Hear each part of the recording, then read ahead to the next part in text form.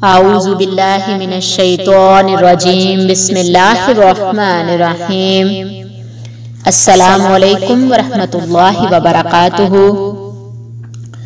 बहैसियत एक इंसान के दूसरे इंसान पर कुछ वाजिबात व लवाज़िमात ऐसे हैं जो कि इसके पास अमानत हैं और जिन्हें उसने अमानत समझकर दूसरों के लिए अदा करना है, और ये हुक्म खुदाबंदी है। अल्लाह तबारक व तआला ने कुरान पाक में इरशाद फरमाया, वकान हक्कन अलैना नस्रुल मुमिनीन, हम पर मोमिनून की मदद करना लाजिम है। हकूकुल इबाद एक बहुत वसी मौजू है जिसमें हकूके वालिदैन, हकूके औलाद, हकूके ज़ौजैन और आस पड़ोस रिश्तेदारों के भी हकूक शामिल हैं। हमसाया या पड़ोसी किसी जगह रहने वाले दो आदमी हैं जो एक दूसरे के करीब रहते और बसते हैं। इश्तराक, अमल, तामुन और मुआवलात पर कायम है और इसी बुनियाद पर तहजीब व तमद्दन वजूद में आता है, और इसी बिना पर कोई फर्द, मुआशरा या कौम तहजीब याफ्ता कहलाती है। इस दुनिया में हर इंसान दूसरे इंसान का मुख्ताज है। इंसानियत का बुनियादी तकाजा ये है कि एक इंसान पर अगर कोई मुसीबत आए तो दूसरा उसका शरीके गम होकर उसकी मदद और गमगुसारी करे,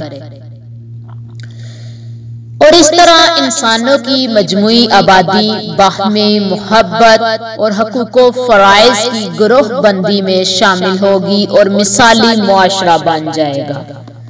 हर इंसान बज़ाहिर जिस्मानी और रूहानी हैसियत से जितना एक दूसरे से अलहदा और मुस्तकिल नजर आता है, इसी कदर इहलाकी और रूहानी हैसियत से इस पर फर्ज है कि वो उतना ही ज्यादा एक दूसरे से मिलजुल कर रहे, एक दूसरे को अपना समझे।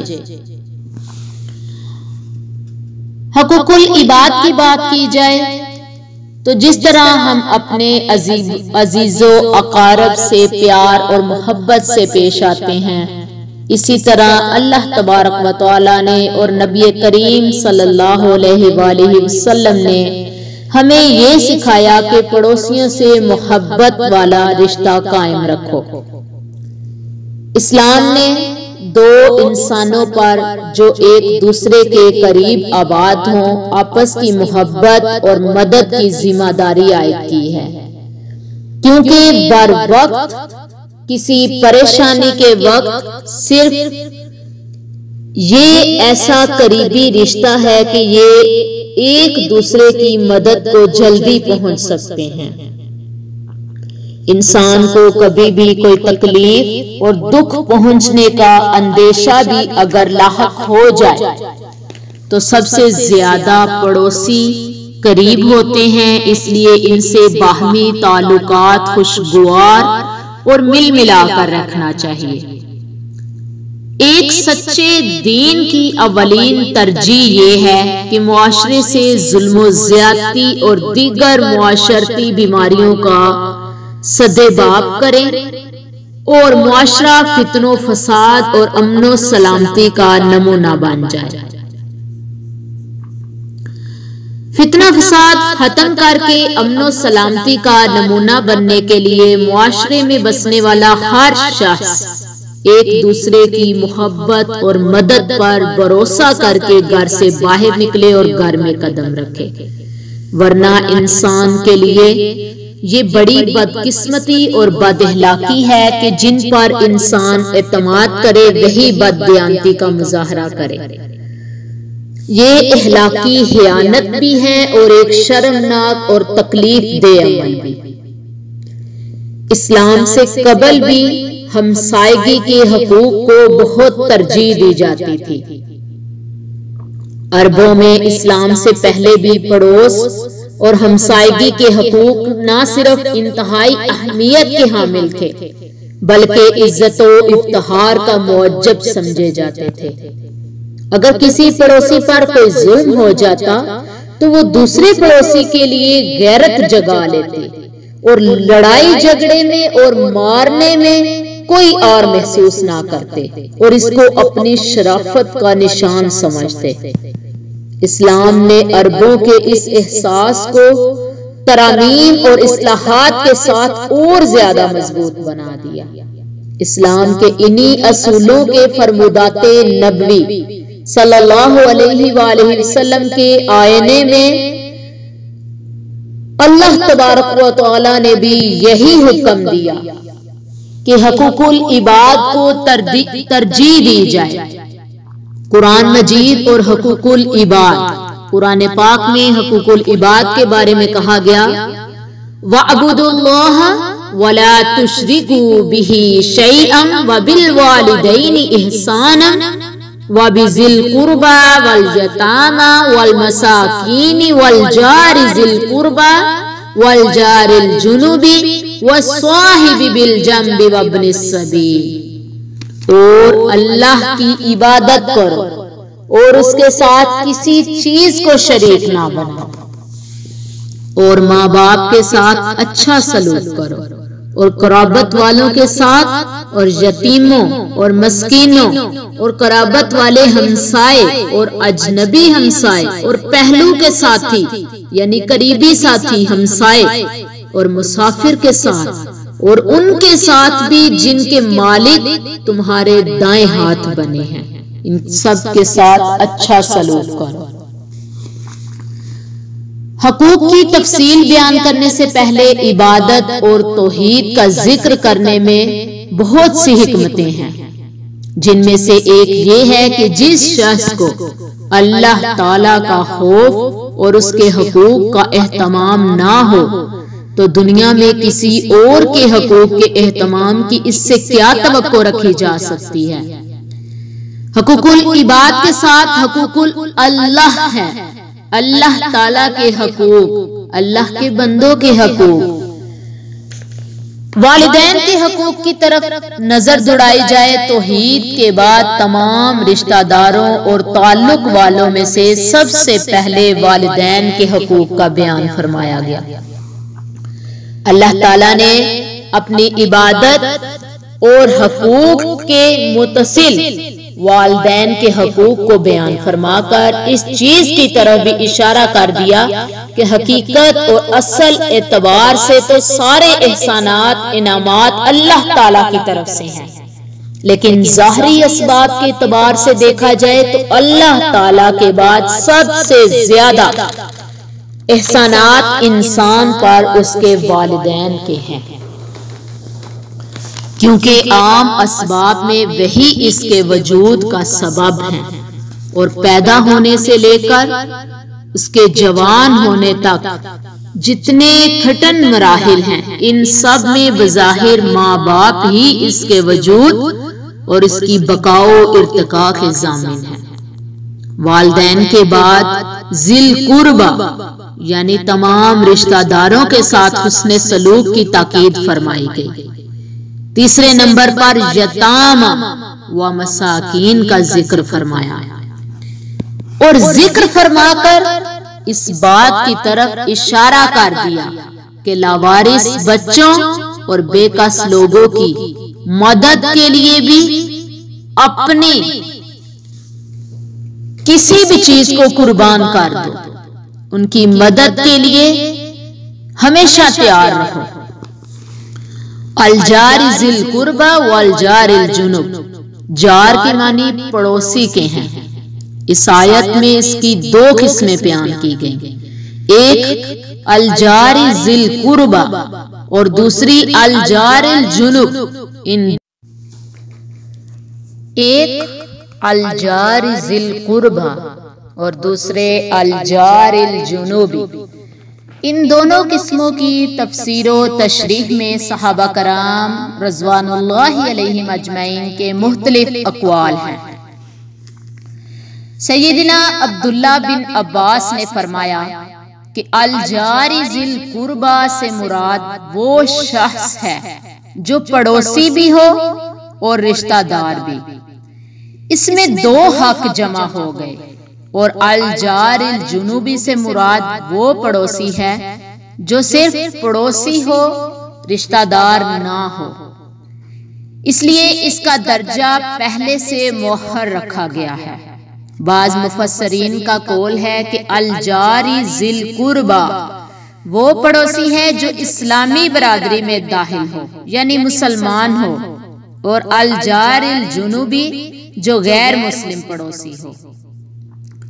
वस्साहिबी बिल जंबी, इसके लफ्जी मैनी हम पहलू साथी के हैं, जिसमें रफीके सफर यानी जो सफर में साथ हो, शरीके कार हो, और शरीके हयात मसलन बीवी और शोहर, और हर वो शख्स शामिल है जो फायदे की उम्मीद पर किसी की कुर्बत और हम नशीनी इख्तियार करे।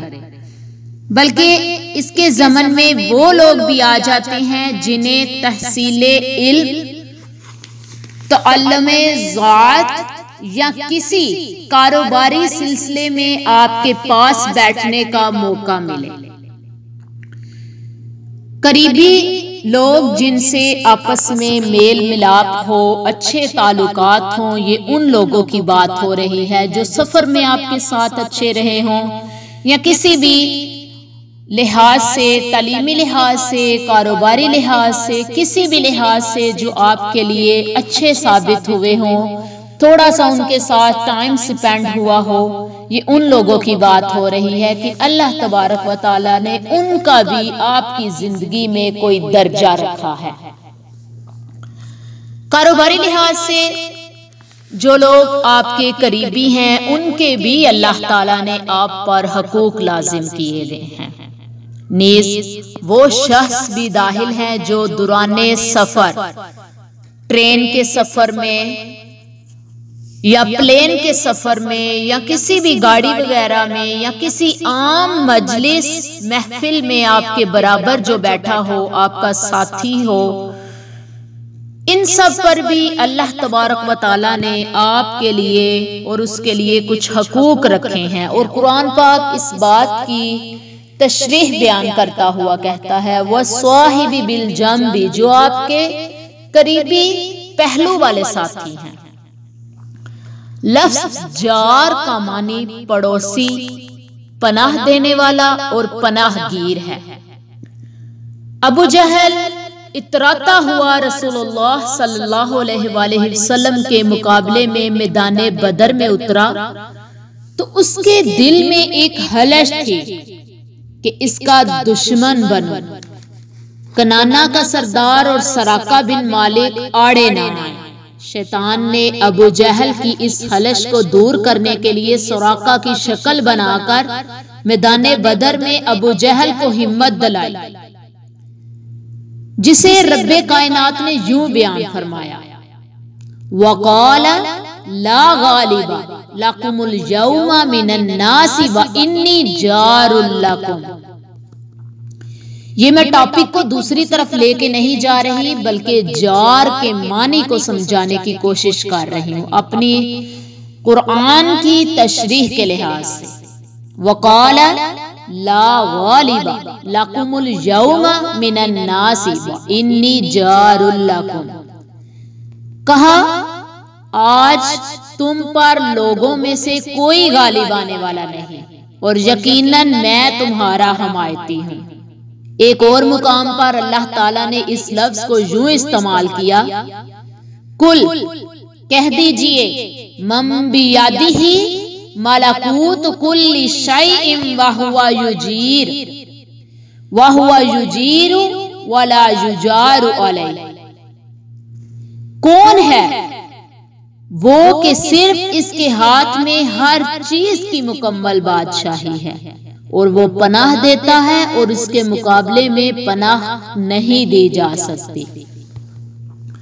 अरबी का लफ्ज जार पड़ोस में रहने वाले हर शख्स पर बोला जा सकता है, हाँ वो मुसलमान हो काफिर हो, सालिह फासिक हो, दोस्त हो या दुश्मन हो, मुसाफिर हो या मुकीम हो, नफा पहुंचाने वाला हो या नुकसान पहुंचाने वाला, करीबी रिश्तेदार में से हो या कोई अजनबी हो, इसका घर करीब हो या थोड़ा दूर हो, अलबत्ता बाज पड़ोसी होने में फजीलत रखते हैं, जिसका तज़किरा थोड़ा सा आगे जाकर इंशाल्लाह मैं करूंगी।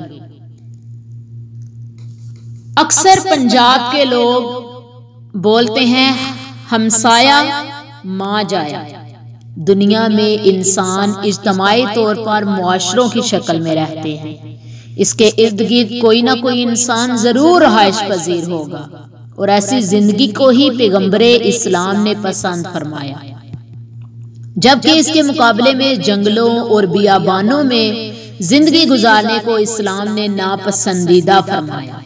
आप सल्लल्लाहु अलैहि वसल्लम का इरशाद ग्रामी है, जो शख्स सहरा जंगल बियाबान में रहेगा सहत तबीयत का हो जाएगा, क्योंकि इस्लाम में रहबानियत यानी तर्के दुनिया को पसंद नहीं किया जाता। जितना कोई ज्यादा करीब होगा, कोई ज्यादा एक दूसरे के लिए मुखलिस होगा, मददगार होगा, उतना ही इस्लाम के ज्यादा करीब होगा और उतने ही ताल्लुकात मजबूत होंगे और मुश्किल और मुसीबत के वक्त मदद के लिए करीबी रिश्तेदारों से भी पहले पहुंच सकेंगे। इसलिए ये मशहूर है कि हमसाया माँ जाया।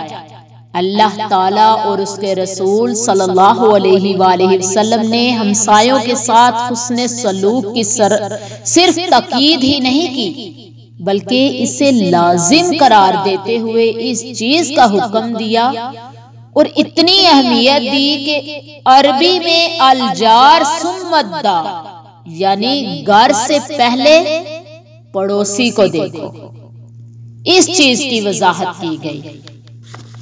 पड़ोसियों के साथ हुस्ने सलूक, प्यार, मोहब्बत के साथ ये भी बयान करते जाएं कि अल्लाह तबारक व तआला ने इनसे अपने ताल्लुकात को बढ़ाने के लिए, ताल्लुकात को कायम रखने के लिए और प्यार मोहब्बत बढ़ाने के लिए तोहफे तहाइफ देने का भी हुक्म दिया।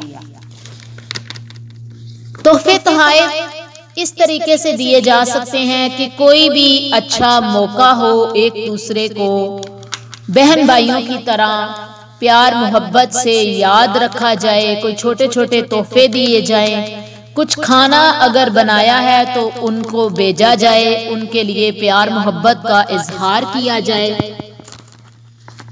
मोहसने इंसानियत रसूल करीम सल्लल्लाहु अलैहि वसल्लम की तालीमात से ये बात मालूम होती है कि हमसाये का हक सिर्फ ये नहीं कि इसे सताया ना जाए, इसे तंग ना किया जाए, बल्कि ये भी है कि उसके साथ एहसान किया जाए। एहसान की एक किस्म ये है कि हमसायों को तहाइफ दिए जाएं। तहाइफ जरूरी नहीं कि कीमती हों, बल्कि जैसे भी हों, तहाइफ का तबादला खुशगवार ताल्लुकात को कायम रखता है। हमसाये का तोहफा खुशदिली से कबूल करना चाहिए। अड़ोस पड़ोस से मामूली तोहफा आने पर बाज औरतें नागवारी का इजहार करती हैं। ये नबी करीम सल्लल्लाहु अलैहि वसल्लम को पसंद नहीं और आप सल्लल्लाहु अलैहि वसल्लम ने ऐसी औरतों को मुखातिब करते हुए ताकीद फरमाई, ऐ मुसलमान औरतों, कोई पड़ोसन अपनी हमसाई के लिए तोहफा देने या लेने या किसी भी चीज को हकीर ना समझे, अगरचे वो एक छोटा सा खजूर का टुकड़ा ही क्यों ना हो। रसूलुल्लाह सल्लल्लाहु अलैहि वसल्लम की जाते ग्रामी अमली जिंदगी का बेहतरीन नमूना है। आप सल्लल्लाहु अलैहि वसल्लम की अज़वाजे मुतहरात अपने हमसायों को तहाइफ भेजा करती थी। अगर घर में सिर्फ एक ही चीज है तो बाज़ औक़ात वो भी हमसाये को दे देती। पहले करीबी हमसाये को हदिया दिया जाता था।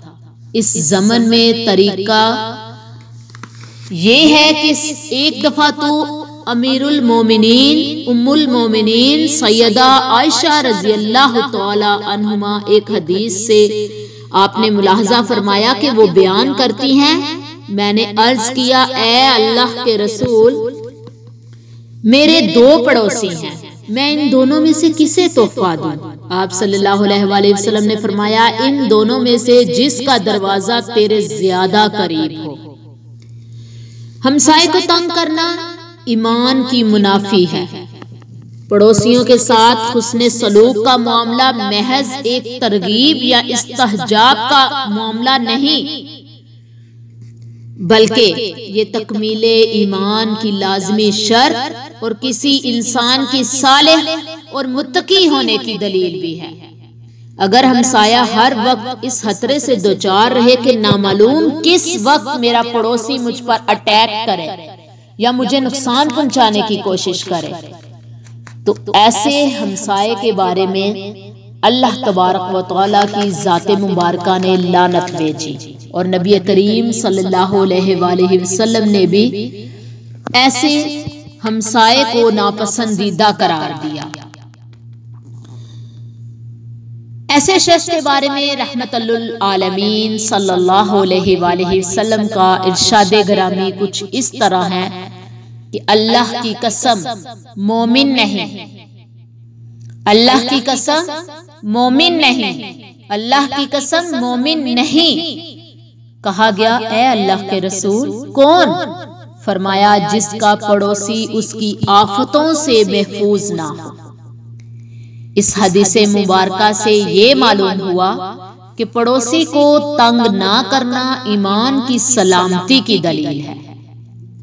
नीस इस हदीस को अगर वजाहत से समझ के पढ़ा जाए तो इसमें यह भी वजाहत की गई कि हाँ, वो काफिर है या मुस्लिम, मर्द है या औरत, हम वतन है या परदेसी, हम जुबान है या गैर जुबान। आप सल्लल्लाहु अलैहि वसल्लम ने 3 बार कसम खाकर पड़ोसी को अजियत देने वाले के ईमान की नफी फरमाई। हर मुसलमान को चाहिए कि वो खबरदार रहे, कहीं दानिस्ता या नादानिस्ता अपने पड़ोसी की इज़ार सानी का सबब न बन जाए या कहीं शैतान के वसवसों और धोखे का शिकार होकर सब्र का दामन हाथ से ना छोड़ दे। पड़ोसी अगर भूखा है तो उसको खाना खिलाइए, चाहे वो मोमिन है चाहे वो मोमिन नहीं है। आजकल अमूमन पड़ोस में रहने वालों को एक दूसरे के नाम और काम का इल्म ही नहीं होता। खुसूसन ऊंचे तबके की आबादी में यहाँ तक मालूम नहीं होता कि कौन किस हाल में है। किसी की जरूरियात या दुख सुख में काम आना तो दूर की बात, इनके नाम तक का पता नहीं होता, जबकि हदीस में किस कदर सख्त वाइद है। सैयदना अब्दुल्ला बिन अब्बास फरमाते हैं, मैंने रसूलुल्लाह सल्लल्लाहु अलैहि वसल्लम को फरमाते हुए सुना, वो शख्स मोमिन नहीं जो खुद तो पेट भरकर खाता है, जबकि उसका हमसाया उसके आस पड़ोस में भूखा होता है।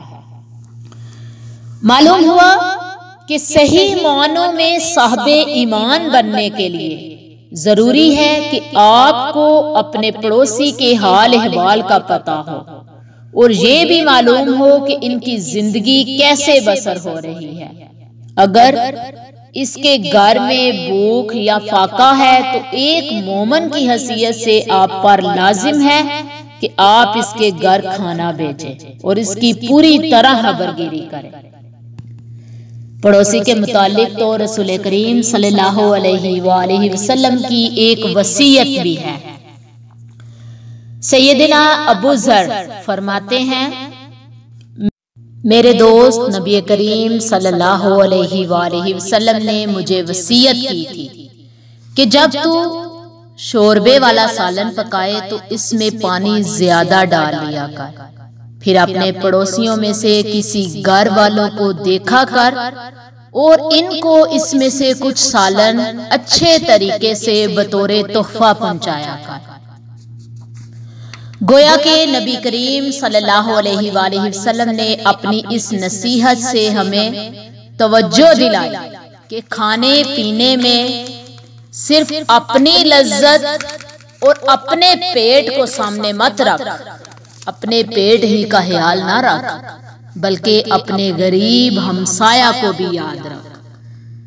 अगर गोश्त या दाल सब्जी वगैरह कम है और तुम इसमें से अपने हमसाए को नहीं दे सकते तो शोरबा ज्यादा कर लो ताकि हमसाए को भी इसके खाने में शरीक कर सको, क्योंकि ये बात तो मुरव्वत के खिलाफ है कि खुद बुना हुआ गोश्त खाएं और हमसाया भूखा रहे। क़यामत पर ईमान रखने वाला पड़ोसी को कभी तकलीफ नहीं देता। आखिरत पर ईमान रखना बहुत जरूरी है। आखिरत पर ईमान इसी तरह जरूरी और लाजमी है जिस तरह अल्लाह की जात पर जिन लोगों का आखिरत पर ईमान नहीं, वो काफिर और मुनाफिक हैं। इनकी सजा अल्लाह ताला ने कुरान मजीद में यूं जिक्र फरमाई, व अन्नल्लज़ीना ला युमिनूना बिल आखिरती अअतदना लहुम अज़ाबन अलीमा। और यकीनन जो लोग आखिरत में ईमान नहीं रखते, हमने उनके लिए दर्दनाक अजाब तैयार कर रखा है। आखिरत पर ईमान ना रखने की सजा तो हमें मालूम हो गई। अब गौर फरमाइए कि क्या हम ऐसी ही जिंदगी गुजार रहे हैं? क्या हमारा आखिरत पर यकीन है? क्या हमारा आखिरत पर ईमान है? सैयदना अबू हुरैरा से रवायत है कि रसूलुल्लाह सल्लल्लाहु अलैहि वसल्लम ने फरमाया, जो शख्स अल्लाह पर और आखिरत के दिन पर ईमान रखता है वो अपने पड़ोसी को तकलीफ कभी नहीं देगा। जो शख्स अल्लाह पर और आखिरत के दिन पर ईमान रखता है वो अपने मेहमान को कभी तकलीफ नहीं देगा, वो अपने मेहमान की इज्जत करेगा। और जो शख्स अल्लाह पर और आखिरत के दिन पर ईमान रखता है वो भलाई इस तरीके से करेगा, नेकी इस तरीके से करेगा कि छुप छुपा के करेगा, खामोशी इख्तियार करेगा। पड़ोसी को तकलीफ ना देने से जन्नत में दाखिला की भी बशारत दी गई। कुरान पाक में अल्लाह ताला फरमाते हैं, फमन ज़ुहज़िहा अनिन नार व उदखिलल जन्नत फक़द फ़ाज़। जो शख्स आग से दूर कर दिया गया और जन्नत में दाखिल कर दिया गया तो यकीनन वो कामयाब हो गया। सैयदना अबू हुरैरा से रवायत है कि नबी करीम सल्लल्लाहु अलैहि वसल्लम ने फरमाया, जिस शख्स की आफतों से उसका पड़ोसी महफूज नहीं वो जन्नत में दाखिल नहीं होगा। मुझे उस जात की कसम, आप सल्लल्लाहु अलैहि वसल्लम ने फरमाया, मुझे उस जात की कसम जिसके हाथ में मेरी जान है। बताइए इससे ज्यादा सच्ची बात और कौन सी हो सकती है कि रब्बे करीम की जात की कसम उठाकर आप फरमा रहे हैं कि जिस शख्स की आफतों से उसका पड़ोसी महफूज नहीं वो जन्नत में नहीं जाएगा। इसके अलावा नबी करीम सल्लल्लाहु अलैहि वसल्लम की खिदमत में एक शख्स हाजिर हुआ और अर्ज की, या रसूलुल्लाह सल्लल्लाहु अलैहि वसल्लम, ए अल्लाह के रसूल, फला औरत नमाज, रोजा, सदका, खैरात ज्यादा करने के साथ साथ और ऐसा क्या करे कि वो जन्नत में दाखिल हो जाए। एक औरत नमाज पढ़ती है, रोजा रखती है, सदका देती है, खैरात करती है, लेकिन उसकी जुबान से पड़ोसियों को तकलीफ होती है तो आप सल्लल्लाहु अलैहि वसल्लम ने फरमाया वो आग में है। फिर उस शख्स ने अर्ज की, या रसूलुल्लाह सल्लल्लाहु अलैहि वसल्लम, फलां औरत नफली नमाज, रोजा और सदका खैरात कम करने के साथ अपने खाना पड़ोसियों को देती है, सदका करने के साथ साथ उनका ख्याल भी रखती है, तो नबी करीम सल्लल्लाहु अलैहि वसल्लम ने फरमाया कि वो जन्नती है।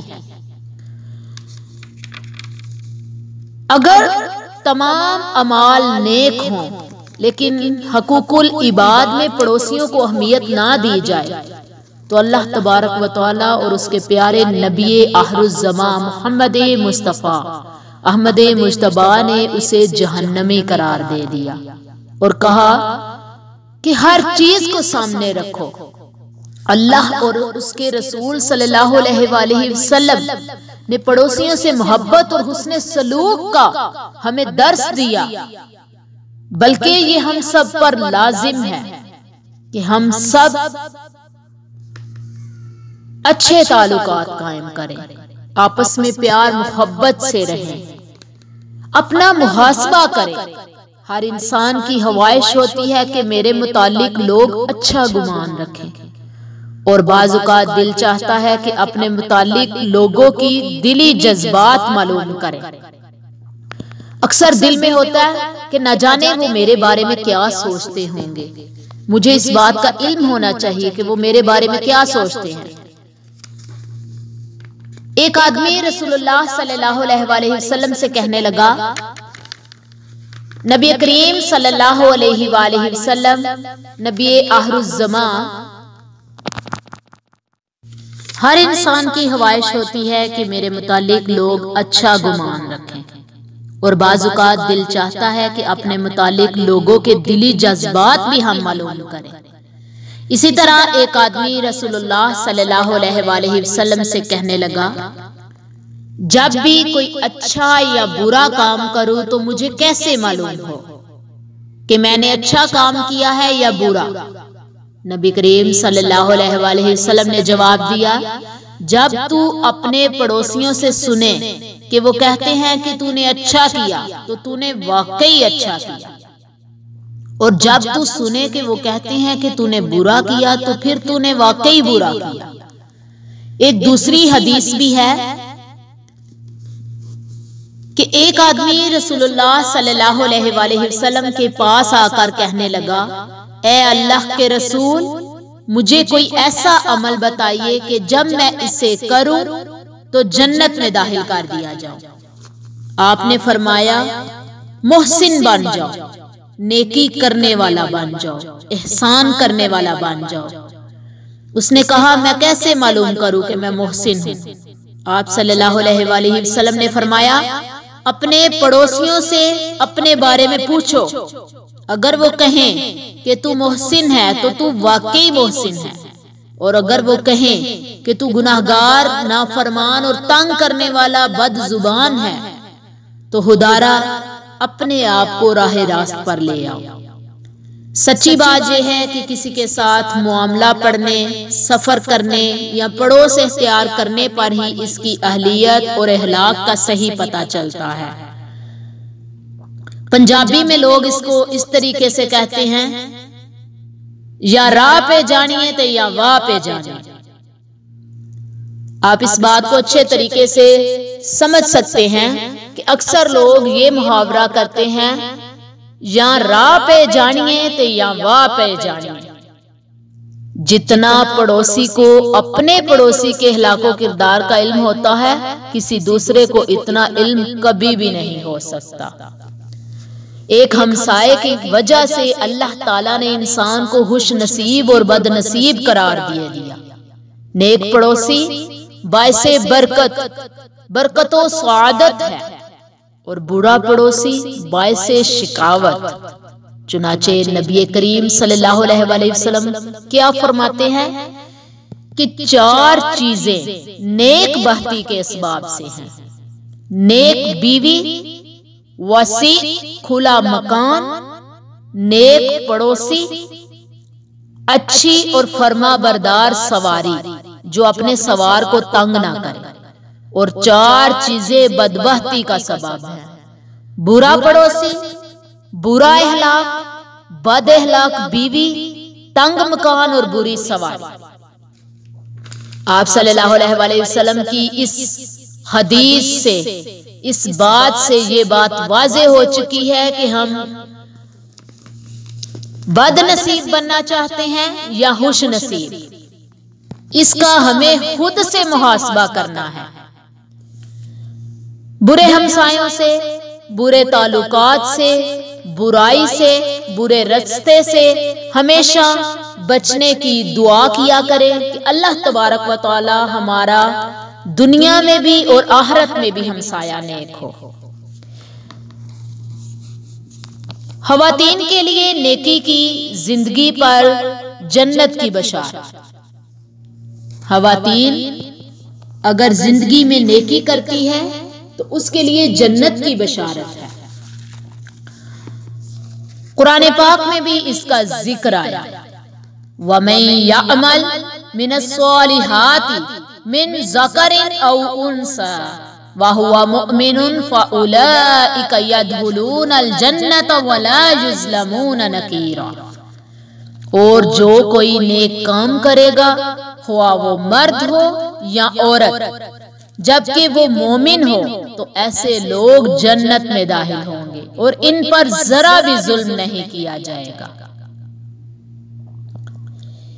इससे पहली आयत में अल्लाह ताला ने बुराइयों की सजा का जिक्र किया और खबरदार फरमा दिया कि अल्लाह मरीज के साथ इसलिए नहीं खाते थे कि वो सेहतमंद आदमी की तरह खा नहीं सकता, लिहाजा उन्होंने जुल्म से बचने के लिए इनके साथ खाना नागवार किया। तो अल्लाह ताला ने इस आयत को नाज़िल फरमाया कि इन्हें किस तरीके से क्या करना चाहिए, क्योंकि कुरान पाक एक बहुत ही जिंदगी गुजारने का बेहतरीन नमूना है, मुकम्मल ज़ाब्ता-ए हयात है। तो अल्लाह ताला ने इस आयत के सदके, इस आयत के जरिए हम सबको जिंदगी गुजारने का एक छोटा सा तरीका बताया कि किस तरीके से हम सब को सामने रख के हम किस तरीके से अमल कर सकते हैं। रिश्तेदारों के घरों से खाने में जो हर्ज था, अल्लाह ताला ने वो हर्ज खत्म कर दिया। इसका आगाज बेटों के घरों से किया और इसकी इंतहा दोस्तों के घरों पर कर दी। और उलमा ने तफसीर बयान करते हुए लिखा, अन ताकुलू मिन बुयूतिकुम, इससे मुराद ये है कि अपनी औलाद के घरों से भी तुम खा सकते हो। इसकी तायीद हदीस से भी साबित होती है। रसूल अकरम सल्लल्लाहु अलैहि वसल्लम ने फरमाया, तू और तेरा माल तेरे बाप का है। इससे मुराद खुद इंसान का अपना घर नहीं, क्योंकि ये तो तहसीले हासिल है जिससे अल्लाह ताला का कलाम मंजा है। हर्ज की नफी इन जगहों के बारे में है जहां गुनाह का गमान या वहम हो सकता है। इंसान का अपना घर तो वहां गुनाह और हर्ज का अदना सा शायबा भी नहीं। मसलन ये कि अगर बेटा अलग है तो बाप अपने बेटे के साथ रह सकता है, खाना खा सकता है। कुरान पाक में इस बात को वाज़े बयान किया गया है। फिर इससे मुत्सल माँ बाप, भाइयों, बहनों, चचों, फूफियों, मामों, खालाओं का जिक्र फरमाया। इसी तरह फिर उन घरों का भी जिक्र फरमा दिया जिसमें इंसान का तसर्रुफ का इख्तियार दिया गया हो। मसलन कोई किसी को अपने घर में अपना वकील या वली बनाता है तो उसके लिए भी उस घर से खाने में कोई हर्ज नहीं। अपना वकील या वली बनाने का मतलब यह है कि कोई किसी को बहुत ज्यादा अहमियत देता है, बहुत ज्यादा उसकी बात की कदर करता है, उसको इज्जत देता है, उसके साथ अच्छे ताल्लुकात हैं, तो उसका भी आपके घर से खाना खाना कोई हर्ज की बात नहीं है। इसकी कुरान पाक में साफ वजाहत बयान कर दी गई। जो लोग रिश्तेदारों के एक दूसरे के जिम्मे नुक्ते को वाजिब करार देते हैं, उन्हीं के लिए ये आयत है। कुछ लोग बहुत बारीकी में जाते हैं, ऐसा नहीं करना चाहिए, ऐसा नहीं करना चाहिए, ये गलत है, हम किसी को तकलीफ नहीं देते। अरे ये तकलीफ देने की बात नहीं, बल्कि ये प्यार और मोहब्बत के तकाजे हैं जो कि अल्लाह ताला ने कुरान पाक में इरशाद फरमा दी और नबी आखिरुज़्ज़मान ने इसकी तस्दीक कर दी। इसी तरह ये आयत दोस्तों के घरों से खाने में भी कोई मुज़ायका ना होने पर दलालत देती है। जबकि वो नागवारी महसूस ना करे। मतलब दोस्त अगर नागवारी महसूस ना करे तो कोई इसमें बुरी बात नहीं कि कोई किसी के घर से खाना खाए या कोई किसी को खाने की दावत दे, और इस बात का भी यकीन हो कि ये इन पर बोझ नहीं होगा। और इसकी हिकमत सियाके कलाम से वाज़े है। इन मज़कूरा नौयत के घरों में मारूफ आदत के मुताबिक करीबी रिश्तेदारी, बेतकल्फ़ी और दोस्ती की वजह से खा पी लेने में कोई मुज़ायका नहीं समझा जाता। अलबत्ता अगर इन मज़कूरा बाला घरों से खा पी लेने में नागवारी और बुखल मालूम हो जाए तो हिकमत और मकासद सामने रखते हुए खाना पीना जायज है, ना हर्ज ही रफा होता है। नीज घर के तमाम अफराद के इकट्ठा खाने या अलहदा-अलहदा खाने में भी कोई हर्ज नहीं, इसका जिक्र आया है। इसलिए लेकिन इकट्ठे खाने पे और मिलकर बैठने में अल्लाह तबारक व तआला ने बहुत अफजल और बहुत ही बाबरकत अमल करार दिया है। फिर अल्लाह ताला ने किसी भी घर में दाखिल होने के आदाब का तज़किरा करते हुए सलाम कहने का हुक्म दिया। घर आबाद हो या गैर आबाद, सलाम बहरहाल कहना बहुत जरूरी है। सलाम कहना चाहिए, इसलिए कि मुसलमान बाहमी आपस में ताल्लुकात कायम करते हुए सलाम को मद्देनजर रखेंगे तो ये बहुत ही बाइसे बरकत और बाइसे रहमत वाला अमल है। तमाम घरों में दाखिल होते वक्त बिला इम्तियाज सलाम कहना मशरू है। फिर इस सलाम की मदह करते हुए दूसरे को इसका जवाब भी देना चाहिए और ये भी कहना चाहिए कि अल्लाह ताला की तरफ से बाबरकत और पाकीज़ा तोहफा है। अल्लाह इस तरह तुम्हारे लिए आयात बयान करता है ताकि तुम समझो। दूसरा एक और हकूक है मियाँ बीवी के हकूक। मियाँ बीवी का औलाद और एक दूसरे के लिए दुआ करना कैसा है। इरशाद बारी ताला है, वल्लज़ीना यक़ूलूना रब्बना हब लना मिन अज़वाजिना व ज़ुर्रिय्यातिना क़ुर्रता अयुनिन वजअलना लिलमुत्तक़ीना इमामा। और वो जो कहते हैं, ऐ हमारे रब, हमें हमारी बीवियों और औलाद की तरफ से आंखों की ठंडक अता कर और हमें मुत्तकियों का इमाम बना। ये आयत इबादुर रहमान की सिफात बयान करने वाली आयात के ज़मन में वारिद है। बस इनकी सिफात में ये बात भी शामिल है कि वो अल्लाह से दुआ करते हैं कि इनकी पुश्त से ऐसी औलाद पैदा फरमा जो तेरी फरमा बरदार और तुझे वहदाउ ला शरीक मानने वाली हो और तेरी इबादत करने वाली हो।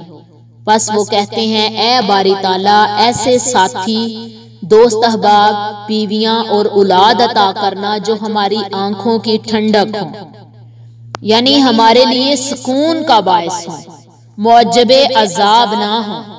सैयदना अब्बास रज़ी अल्लाह तआला अन्हु फरमाते हैं, इससे मुराद ये है कि ऐसे दोस्त, अहबाब, बीवियां और औलाद अता करना जो अतायत और फर्मा बरदारी के दायरे में रह कर काम करें और उन्हें देखकर दुनिया आखिरत में हमारी आंखें ठंडी हो। हकीकत ये है कि मोमिन के लिए इससे बढ़कर कोई चीज नहीं। उसकी आंखों की ठंडक नहीं हो सकती कि उसकी बीवी बच्चे अल्लाह ताला के फर्मा बरदार हों, और आरज़ूमंद होता है कि उनके साथ जन्नत में चला जाए ताकि उसका सरूर हमेशा कायम रहे। नेक बीवी बच्चों को देखकर उसकी आंखें ठंडी रहे। शेख अब्दुल रहमान सादी फरमाते हैं, जब हम अल्लाह के नेक बंदों के अहवालों औसाफ का जायजा लेते हैं तो हमें मालूम होता है कि वो बुलंद हिम्मत और आली मर्तबत लोग हैं। इसलिए इनकी आंखें तब ही ठंडी होंगी जब वो इन्हें अपने रब का मतीयो फर्मा बरदार और नेक अमाल करते हुए देखेंगे। गोया इनकी ये दुआ जो वो अपनी बीवियों और औलाद की इस्लाह के लिए करते हैं, दर हकीकत खुद इनके अपने ही हक में होती है। क्योंकि इस दुआ का फायदा खुद इन्हीं को पहुंचता है। इसलिए उन्होंने इसे अपने लिए दुआ के तौर पर मांगा और यूं अर्ज किया, हब लना, हमें अता फरमा दीजिए। इनकी इस दुआ का फायदा आम मुसलमानों को भी होता है, क्योंकि मज़कूरा लोगों की इस्लाह से इन बहुत से लोगों की इस्लाह भी होगी जो इनसे मुताल्लिक हैं और वो इनसे मुस्तफीद होंगे। और अल्लाह ताला के इस इरशाद वजअलना लिलमुत्तकीना इमामा, और हमें परहेज़गारों का इमाम बना, इसका मतलब ये है कि ए हमारे रब, हमें बुलंद दर्जा अता फरमा, यानी सिद्दीकीन और अपने कामल सालिहीन के दर्जे तक पहुंचा दे। और वो है इमामत दीनी का दर्जा, यानी वो अपने अक़वालो अफ़ाल में अहले तकवा के लिए नमूना बन जाए, लोग इनके अफ़ाल की पैरवी करें और इनके अमाल पर मुतमईन हो, अहले हैर इनके पीछे चले और इनसे रहनुमाई हासिल करें। ये दुआ उन्होंने इसलिए की कि वो इस अमर के मुतमनी थे कि इनकी इबादत इनकी औलाद और ज़रियत की इबादत के साथ मिली हुई है, और इनकी रहबरी और हदायत से दूसरे लोग भी मुस्तफीद हों, क्योंकि ऐसा होना ज्यादा बाइसे सवाब और इंजाम कार के लिहाज से नहायत फैज रसां है। जैसा कि सही मुस्लिम में रसूल अकरम सल्लल्लाहु अलैहि वसल्लम का फरमान है, जब इंसान फोत हो जाता है तो इसके अमाल का सिलसिला इससे मुनक़ता हो जाता है, सवाए 3 अमाल के, सदका जारिया या इल्म जिससे नफा हासिल किया जाता रहे, या नेक औलाद जो उसके लिए दुआ करे। तो सदका जारिया करते रहना चाहिए। सदका जारिया औलाद भी है, सदका जारिया कोई ऐसा काम भी है जो दूसरों के हमेशा काम आने वाला हो। किसी जगह पर कोई जामियात, कोई मस्जिद जामियात तमीर करवाए हों, या किसी जगह पर वहाँ का पानी का इंतजाम रखा हो, हवा का इंतजाम रखा जो हमेशा के लिए रहे, उसको सदका जारिया कहा जाता है। नेक खवातीन के लिए अल्लाह तबारक व तआला ने बेहतरीन अजर सवाब रखा है। अक्सर खवातीन थोड़ा तंग नजरी का मुजाहरा करती हैं और कुछ तो अपने मर्दों को भी नेकी की तरफ जाने से रोकती हैं। नेकी की तरफ जाने से इस तरीके से रोकती हैं कि उन्हें खुद भी अंदाजा नहीं होता कि वो बहुत बड़ा गुनाह करने जा रही हैं। मसलन अगर कोई नेक काम करना चाह रहा है तो वो औरत कहेगी कि ये बहुत मुश्किल है, यह हम कैसे कर सकेंगे। इस तरीके के अल्फाज बोलना और नेकी के रास्ते से उसको रोकना, बज़ाहिर वो खुद भी नहीं जानती कि वो नेकी के रास्ते से उसको रोक रही है और अपने लिए अज़ाब इलाही के नुज़ूल का सबब बन रही है।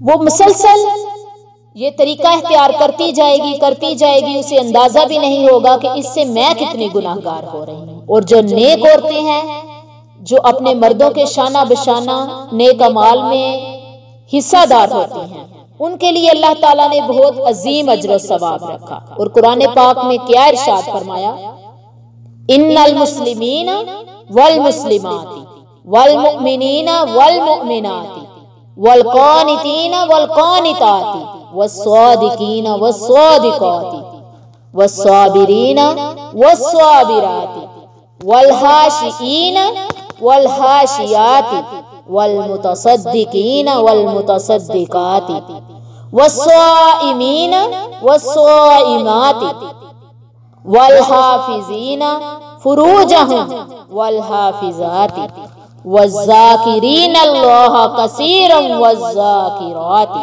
अदल्लाहु लहुम मग़फ़िरतन व अजरन अज़ीमा। तर्जुमा कुछ इस तरीके से है कि बेशक मुसलमान मर्द और मुसलमान औरतें, मोमिन मर्द और मोमिन औरतें, फर्माबरदार मर्द और फर्माबरदार औरतें, सच्चे मर्द और सच्ची औरतें, साबर मर्द और साबर औरतें, आजिज़ी करने वाले मर्द और आजिज़ी करने वाली औरतें, सदका देने वाले मर्द और सदका देने वाली औरतें, रोजादार मर्द और रोजादार औरतें, अपनी शर्मगाहों की हिफाजत करने वाले मर्द और हिफाजत करने वाली औरतें, और अल्लाह ताला का बकसरत जिक्र करने वाले मर्द और जिक्र करने वाली औरतें, इन सब के लिए अल्लाह ताला ने मगफरत और अजरे अजीम तैयार कर रखा है। इस आयत की शाने नजूल के बारे में उम्मुल मोमिनीन उम्मे सलमा से रवायत है। उम्मे सलमा क्या बयान करती हैं? वो फरमाती हैं कि मैंने नबी करीम सल्लल्लाहु अलैहि वसल्लम से अर्ज की, अल्लाह के रसूल, क्या वजह है कि कुरान में जिस तरह मर्दों का जिक्र किया जाता है उसी तरह हम औरतों का जिक्र नहीं किया जाता। एक रोज मैं अचानक मिंबरे रसूल अकरम सल्लल्लाहु अलैहि वसल्लम के खिताब से हैरान रह गई। वो फरमाती हैं, मैं उस वक्त बालों में कंघी कर रही थी। मैंने फौरन अपने बाल लपेटे और अपने घर के एक कमरे की तरफ चल गई। मैंने अपनी तवज्जो खजूर के तने की तरफ मजबूर की, जिसे आप दुराने हुतबा टेक लगाने के लिए इस्तेमाल करते थे। आप मिंबर के पास खड़े इरशादे रब्बानी फरमा रहे थे, ऐ लोगो, अल्लाह ताला अपनी किताब में फरमाता है, इन्नल मुस्लिमीना वल मुस्लिमाती वल मुमिनीना वल मुमिनाती। आपने आहर तक आयत तलावत की। अल्लाह ताला का फरमान, इन्नल मुस्लिमीना वल मुस्लिमाती वल मुमिनीना वल मुमिनात, इस बात की दलील है कि ईमान और इस्लाम में फर्क है। ईमान खास है जबकि इस्लाम इसके मुकाबले में आम है। जैसा कि इरशादे बारी ताला है, देहातियों ने कहा हम ईमान लाए। आप कह दीजिए तुम ईमान नहीं लाए, लेकिन तुम यूं कहो कि हम इस्लाम लाए और अभी तक ईमान तुम्हारे दिलों में दाखिल नहीं हुआ।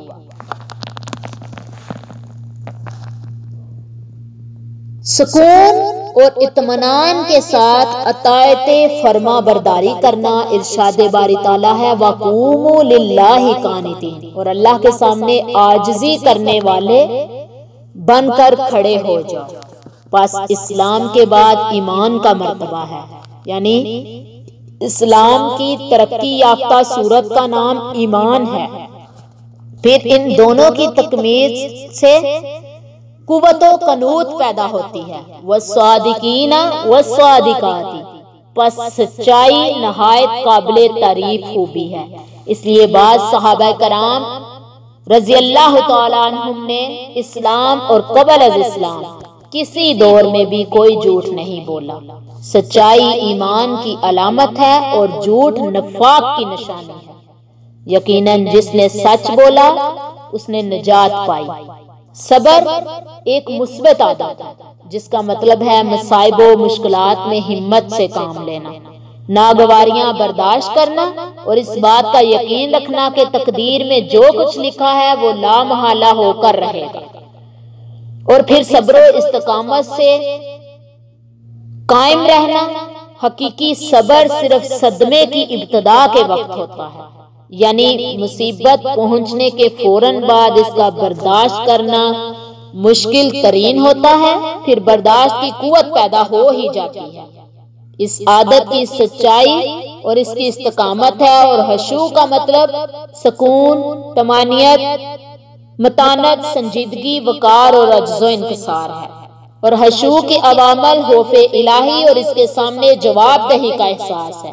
जैसा कि हदीसे नबवी है, नबी करीम सल्लल्लाहु अलैहि वसल्लम ने क्या इरशाद फरमाया कि अल्लाह की इबादत इस तरह कर जैसे तू उसे देख रहा है। अगर तो ये कैफियत पैदा ना कर सके तो इसे देख रहा है, तो ये कैफियत जरूर होनी चाहिए कि वो तुझे देख रहा है। अपने हर अमाल में इस बात को सामने रखा करें, चाहे वो हकूकुल्लाह हैं, चाहे वो हकूकुल इबाद हैं। अल्लाह की इबादत इस तरीके से करें, दूसरों के साथ इस तरीके से पेश आएं, सबर इस्तकामत इस तरह रखें कि अल्लाह तबारक व तआला हमें देख रहा है। और सदके का मतलब जरूरतमंद और कमजोर लोगों के साथ, जिनका कोई जरिया आमदन ना हो, कोई कमाने वाला भलाई करने वाला ना हो, इन्हें अल्लाह की फरमाबरदारी करते हुए और इसकी महलूक के साथ एहसान के जज्बे से ज़ायदा जरूरत अमवाल में से देना, ये सदका है। और हदीस नबवी है, सदका गुनाहों को इस तरह खत्म कर देता है जैसे पानी आग को खत्म कर देती है। अब आप सोच रहे होंगे कि सदका एक अलग टॉपिक है।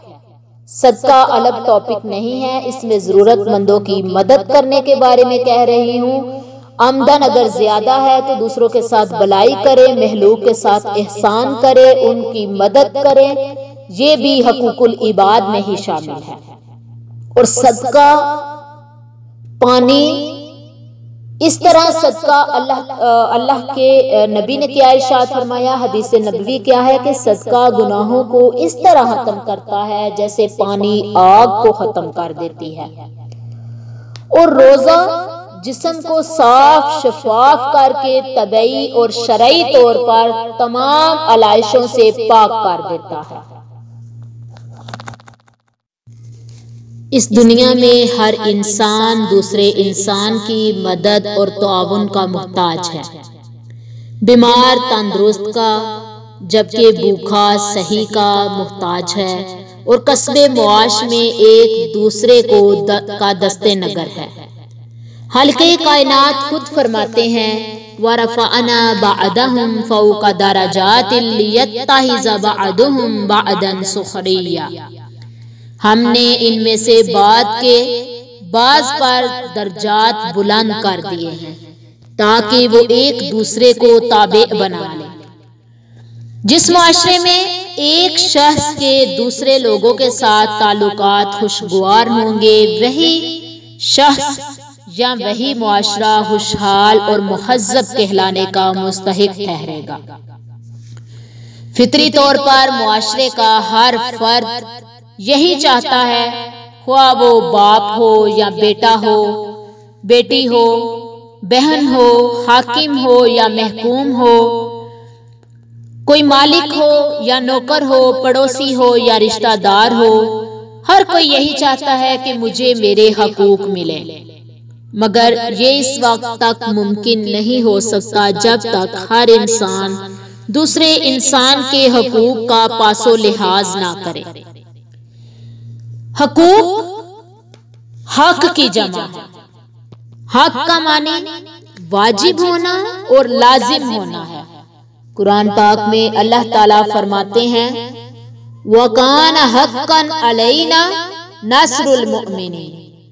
हम पर मोमिनों की मदद करना लाजिम है।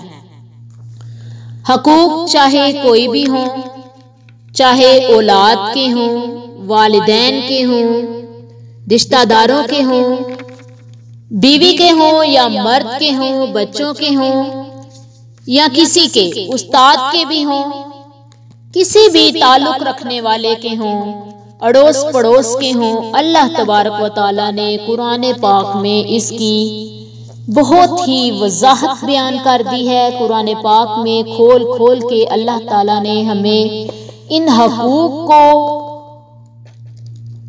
हकूक के बारे में बयान कर दिया और इन हकूक को हम किस तरीके से अच्छे तरीके से पूरा कर सकते हैं, इनकी वजाहत कर दी। तो हकूक किसी भी किस्म के हों, इनको पूरा करने के लिए इस्लामी और शरई लिहाज से अमल करना चाहिए। इस्लाम को मद्देनजर रखते हुए, शरीयत को सामने रखते हुए इन हकूक की अदायगी हम सब पर फर्ज है। इस्लामी और शरई लिहाज से अगर हम तमाम हकूक अदा करेंगे तो यकीनन अल्लाह तबारक व तआला हम सब पर रहमतों की बारिश फरमाएंगे। अल्लाह तबारक व तआला हम सब के दर्जात बुलंद फरमाएंगे। सबसे तमाम हकूक को सामने रखते हुए सिर्फ एक बात को जहन में बिठा लीजिए कि तमाम हकूक, चाहे वो हकूकुल्लाह हो, चाहे वो हकूकुल इबाद हो, चाहे वो लोगों के हकूक हों, चाहे वो किसी अपने करीबी बंदे के हकूक हों, मोमिन के हों या किसी गैर मुस्लिम के हों, हम तब तक पूरा नहीं कर सकते जब तक हमारी सोच इस्लामी नजरिए के मुताबिक ना हो। जब तक हमारी सोच इस्लामी नजरिए के मुताबिक होगी तो दूसरा पॉइंट है अहलाक को बेहतरीन करना। सबसे पहले हमें अपने अहलाक को बेहतरीन करना होगा। जब हम अपने अहलाक को बेहतरीन करेंगे तो दूसरे में बुराई नजर नहीं आएगी। जब दूसरे में बुराई नजर नहीं आएगी तो खुद अच्छा काम करने की अल्लाह तौफीक देगा। और अच्छा काम करने की तौफीक तभी अल्लाह देगा जब हम खुद अच्छे होंगे, हमारे अमाल अच्छे होंगे, हमारा अहलाक अच्छा होगा। तो तमाम बयान करने का मकसद ये है कि तमाम हकूक के साथ साथ इन तमाम हकूक को हम तभी पूरा कर सकेंगे जब हम अपने अहलाक को इस्लामी और शरई लिहाज से बेहतरीन बनाएंगे। ख्वाह वो मर्द है, औरत है, बच्चा है, बूढ़ा है, हर किसी को अपनी जुबान में मिठास रखनी होगी। जब जुबान में मिठास होगी तो तमाम रास्ते खुलते चले जाएंगे, हर कोई आप पर मेहरबान होगा, हर कोई आपको अपना समझेगा और हर किसी को आप अपना समझेंगे। इसके अलावा थर्ड पॉइंट ये है कि नेक अमल करना और बुराई से बचना। जब हम नेक अमल करेंगे, हर चीज में ये बात देखेंगे कि अल्लाह देख रहा है, हमें कुछ बुरा नहीं करना, बुराई की तरफ नहीं चलना, बुरी सोहबत इख्तियार नहीं करनी, किसी दूसरे को बुरा मशवरा नहीं देना, कुछ भी बुराई की तरफ जाने की से हमें मुमानत करनी है और बुराई की तरफ जाने से दूसरों को भी रोकना है। तो ये बात हमारे अहलाक को भी बेहतरीन करेगी, शरई लिहाज से भी बेहतरीन है और अल्लाह तबारक व तआला इस अमल के सदके हम सब पर रहमत फरमाएगा। इसके बाद पॉइंट है सब्र कर। जब हम किसी भी रिश्ते को देखें, कोई भी बात बुरी लगे तो हम तहम्मुल इख्तियार करें, बर्दाश्त करें, और कोई भी आप लोगों पर परेशानी का आलम हो जाए, एकदम से परेशानी आ जाए तो उस पर सब्र करना, ये एक बेहतरीन अमल है और अल्लाह ताला को बहुत पसंद है। जब हम सब्र करेंगे तो अल्लाह तबारक व तआला हमारे लिए नेकी के रस्तों को आसान कर देंगे और अल्लाह तबारक व तआला हमें बर्दाश्त और हिम्मत भी अता फरमाएंगे। तो हकूकुल्लाह और हकूकुल इबाद को सामने रखकर हमें सब्र और इस्तकामत पर भी कायम रहना है, बर्दाश्त को भी कायम रखना है, अपनी जुबान को मीठा करना है, अपने अहलाक को बेहतरीन करना है।